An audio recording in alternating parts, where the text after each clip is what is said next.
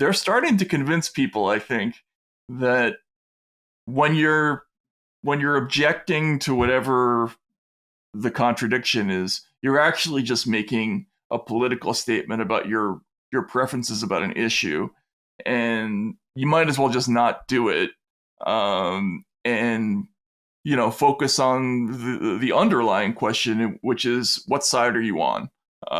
And people are becoming seduced by that.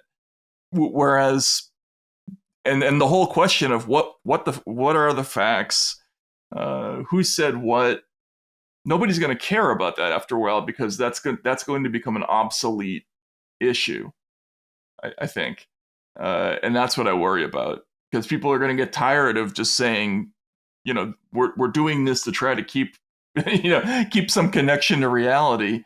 Well, why bother? The reality isn't the issue here. The issue is who's in favor of what. Who cares? And I hope that's not true, but I get the sense that people are becoming seduced by that logic. So I think you're right. And I think that the metaphor that has allowed, the master metaphor that has allowed this system to come into place, is that we are in an information war, a never-ending information war. That what we say and what we think are little battle pieces on a two-sided struggle. And the only thing that matters is who it helps and who it hurts. And if so, we've all been recruited basically into the intelligence apparatus. And we're running counterintelligence, not so much concerned with what's true or not, but whether it helps the enemy. And we're saying things and crafting our statements moment to moment, in tune with what do we need to do now? Where are we attacking? What are their vulnerabilities? How should we move our pieces? Once life is construed as a intelligence counterintelligence war, then thought itself becomes a chess piece. It isn't a pillar of or principle that transcends circumstances. Doesn't respond to logic, which is the sort of iron law of it, what follows from what.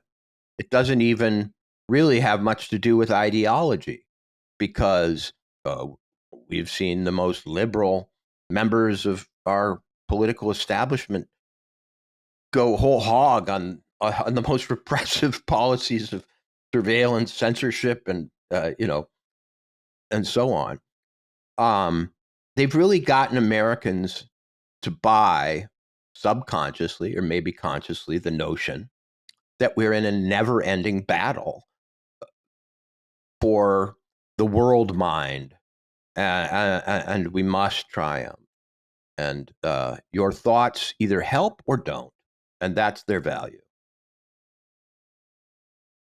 And that's terrifying, right? I mean, it's sort of it's the opposite of what we used to imagine was the idea behind American society, that we were a pluralistic country where we might hate each other, we might have totally different views on things. Some of us might be insane, but ultimately we all kind of agree to follow the law, or in some cases we even agree that if we break the law, we'll suffer the consequences and go to jail for it, whatever.